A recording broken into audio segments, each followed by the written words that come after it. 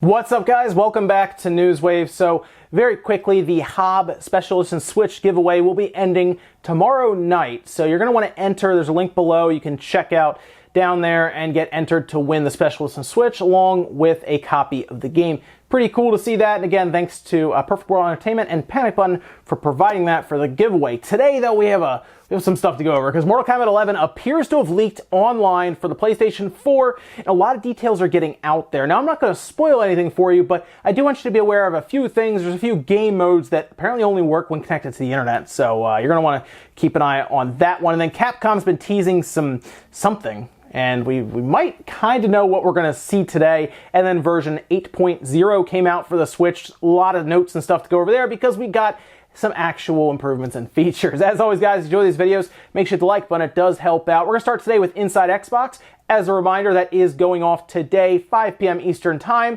And we mostly expect to see the Xbox One SAD edition there, which is the all-digital version of the Xbox that we've talked about a bit in the past because there was a little bit of a leak. We think it was a leak. We're not sure. Here's the thing. It seems like might have been like a retailer leak. We kind of have a price, but it could change. It could be different. We know what it looks like. We know it's going to be 1 terabyte hard drive, and we know it comes with 3 games. But later on today, we'll find out a bit more. And it sounds like they're going to talk a bit about E3 as well.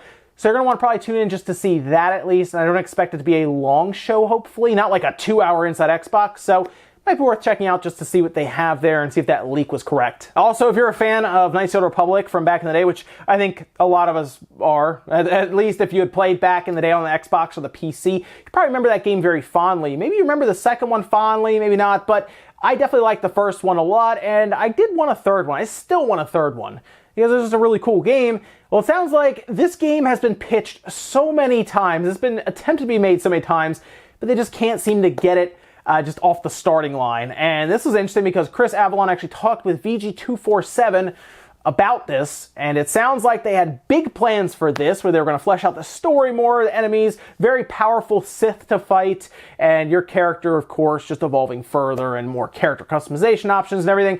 But it apparently just never materialized, and he went on to speculate a bit further, and it seems to mostly, according to him, have to do with, well, go figure, internal politics at the studios, which happens in like corporate life and everything, obviously. I think a lot of people know that, but he did talk a bit about how, maybe at LucasArts, a team internal there wanted to work on it, so of course they would get priority over Obsidian. And then there were also talks about BioWare apparently pitching this game non-stop.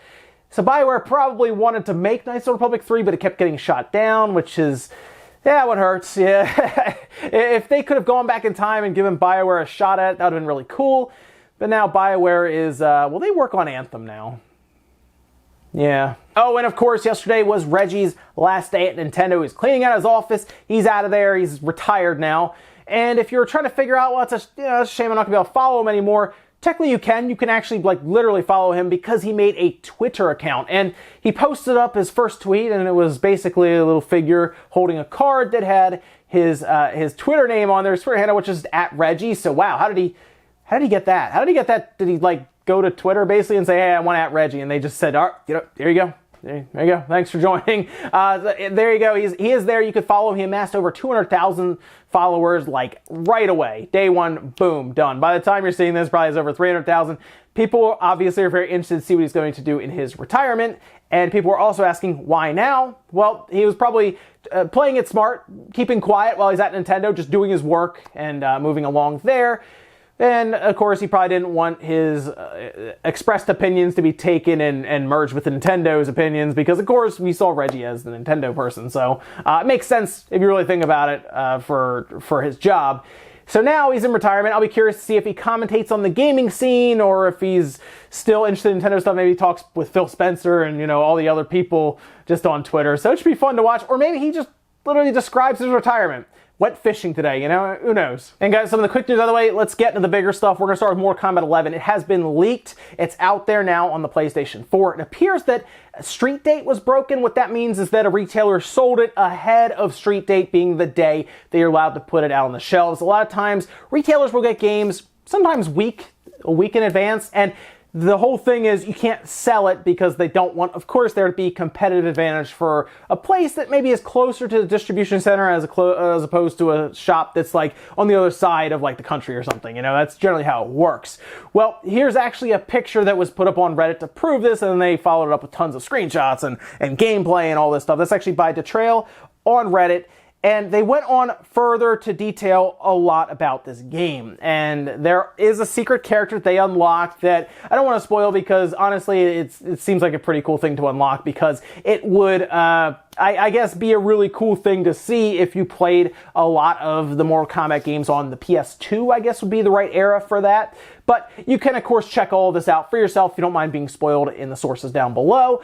The one interesting thing they mentioned is that there are modes that only work online, which may affect the Switch version if you're someone who wants to buy into that, or if you're somebody with spotty internet, for example, on your PS4 or your Xbox One, you're going to want to pay attention to the parts that you can't play while you're offline. I will admit, when checking these out, they seem to be ones that are tied to the premium currency with the microtransactions. The modes are Crypt, Towers, and Shop. Go figure, Shop and Crypt, where you would probably buy the premium currency and then spend the premium currency. So of course it would want to track your premium currency getting moved around.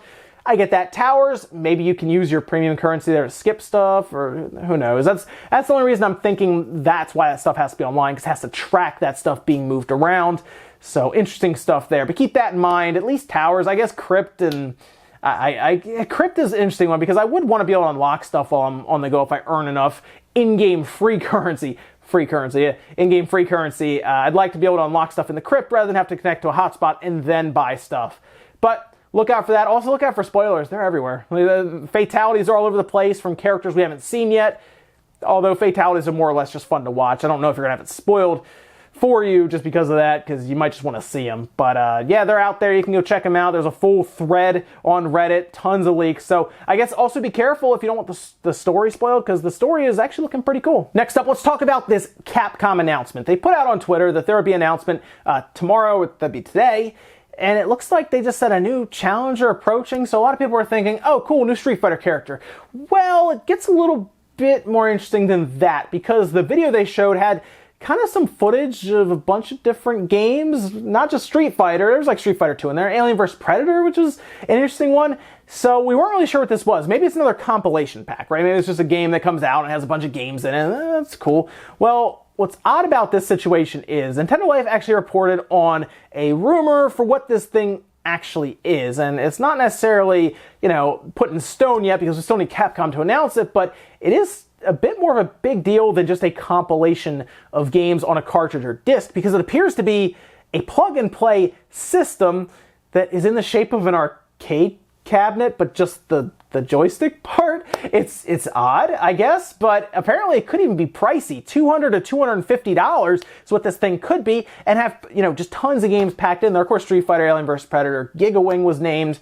Just a bunch of games, and I wonder if that would actually go over well. I mean, the plug-and-play scene is hot right now with Nintendo, of course, having the Nintendo Classic, Super Nintendo Classic. We're all actually pretty excited for that Genesis system, which is cool. The Neo Geo system didn't do that well, and, well, the PlayStation Classic is still on store shelves right now for like $30, so that tells you all you know about that. But if Capcom mostly does it ordering through their site, and this is indeed true, that it's like half the cabinet, and you hook it up to your TV, I think we get some diehard fans buying it. I would be interested just to check it out, especially if the joystick and the buttons are good, and it's basically you bring this arcade experience around with you. Sure, it's going to be bulky, but you're not carrying an entire cabinet around then, just the joystick buttons part. So I'd be interested. That'd be kind of neat. We'll have to see if they have it announced maybe around midday today, so keep an eye out for that. And I'll keep you guys up to speed on that probably tomorrow for Newswave when we talk about it. Next up, let's talk about the emulation scene with Super Nintendo games, because there is a really cool mod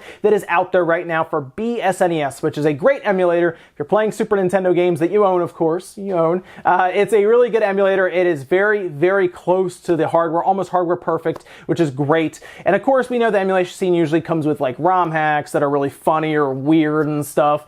And then, of course, we get these mods that will change the look of a game or even the music, like the MSU chip that was kind of developed through software. Well, this one deals with Mode 7, which of course, Mode 7 most of us have experienced if you played Super Nintendo games, because it's where they manipulate the background, they'll scale it, they'll rotate it. It'll try to create depth, but a lot of times it creates a fairly blurry picture most times. But it got the job done back then on a 16-bit system. Well, what's odd about this is a Reddit post came up with a modification for Mode 7 in BSNES that actually smooths it out. And it looks really, really good. I'll actually show you guys some screenshots here because it's very surprising how good it looks. This is actually posted up on Reddit by Dirk Hown, and some of the images are pretty cool. Like there's Super Mario Kart Classic, and then jumping from that to HD really sees a smooth image kind of start to form there where they get rid of a lot of the jagged edges. And then you have Pilot Wings, which is probably the biggest jump that I could see. Pilot Wings from like Classic to HD is like massive because you're zoomed out, and all of a sudden you can really make out all the little dots down there on the runway and like the little city structure or little trees down there and stuff. F-Zero is the one, F-Zero is probably the least impressive one out of the three that I saw, but it is really, really cool to see that because of course, Mode 7 was a cool marketing term, I think, for a lot of people, but it did at least change up the way we looked at games alongside the Super FX chip, for example, and to see them continue to evolve it now, like decades later, is so cool. And of course, it just makes the older games, like Super Mario Kart, like F-Zero, look much better. So I'll be curious to see where they take this and other examples that come out. And apparently it looks even better in motion because of course you don't have like the jagged edges and stuff as you rotate and move. So it just looks very seamless and clean, but cool stuff there. I kind of want to see like Final Fantasy, I guess Final Fantasy 3 or 6 had the overworld map, and maybe that would look better because I remember that looked there was like a lot of shimmering and it looked kind of blurry and it was hard to follow. If they have that on there and it looks really clean, that would be really cool. So we'll check that out. And our last bit of news, let's talk about the new firmware 8.0 for the Nintendo Switch, because it is now available, went live last night, kind of out of nowhere, and it actually added some features. Most of the time we're used to stability, or our Switch systems are so stable it's ridiculous at this point. But there are some features in here that are actually worth talking about. So we're going to go over them. A long list, by the way, of features. We actually had the patch notes come out. Nintendo Everything had a nice list of them that looked really great. So we're going to go over some of these here. There is now a sort software feature. It's not a folders system yet, which we need folders because there's so much stuff probably stacked up in a lot of people's libraries at this point with all the indie games showing up on the Switch that we need folders, and we need them like now. We need them yesterday. But a sort software feature is available. You can sort by time with last play, total play time, software title, software publisher. So that's at least good that we have a way to sort somewhat. which is good. There's a view all available news option now available in the news that lets you view all news items currently being distributed. There are 15 new icons, which we get a lot of icons. A lot of times it's like, 6 of them. So there you go, 15. Splatoon 2 and Yoshi's Crafted World are now in there for the different icons. So that's good. There is an interesting feature with save data that kind of caught me a bit off guard because there's a bit more to it, I think. It seems like we're kind of working, I hope, towards local backups. This is actually going to allow you to take a save, a single save, and transfer it to another Switch. At that time, that save won't be accessible on your first Switch that you transferred from, but we're now getting to the point where we're picking out individual pieces of save data. So that's actually pretty cool, and it really makes me hopeful that eventually we'll be able to back up to an SD card, or a USB stick, or a hard drive, or just a way to back up our 200-hour, Breath of the Wild save, or our 100-something hour Xenoblade save. Basically a way to just make sure we're safe even a bit further, a bit more insurance with our saves. Even cloud saves, which are fine, still, you never know, you just want to be careful with it. So it'd be good to be able to make that image. And of course, that's stuck behind a paywall, whereas local backup, we assume, wouldn't be. Still, it was a pretty good feature list there that they added. I know it's not like massive, but honestly in the past we've had like a few icons and then stability, and that was it. So this was at least something. I feel like we're working towards folders. I do. Folders and themes, although we are like in the Switch's second year. So I wonder if we're going to get like right to the end of the generation and we're like, hey, look, we got folders, we got themes. This is great. We got everything we wanted. And then the next system comes out. Do we restart the cycle, or do they move the OS over to the next system so we still have that stuff? I feel like they would do that, but like, is it going to be like that with every generation? We just wait for some of the most basic features to come over? I feel like we won't, but there's not a lot of confidence right now in that. But either way, it was pretty good. There's also a zoom feature, so if you have issues like seeing certain parts of the menu and everything with bad eyesight or anything, you can actually zoom in on different parts, which is cool as well. Either way, better than usual with the features list now going to firmware 8.0. Ladies and gentlemen, that's going to do it here for Newswave. If you enjoyed this video, guys, hit the like button, really helps out. If not, hit the dislike. Leave comments down below about everything we talked about today, whether it's Mortal Kombat 11 leaking. Are you basically full on like not looking at any of the leaks, or are you one of the people who are really interested to see the fatalities, the character that's unlocked, and all of this stuff? Let me know anything about that down below. Also, what about Capcom's surprise today? What do you think their announcement is going to be? And then what about firmware 8.0? Are you feeling a bit better about some of the features they're introducing? Because it seems like we're at least getting closer, I think, to some of the stuff people really want, which is mostly folders. Let me know what you guys think about that down below. Thanks so much for watching, and I'll see you next time.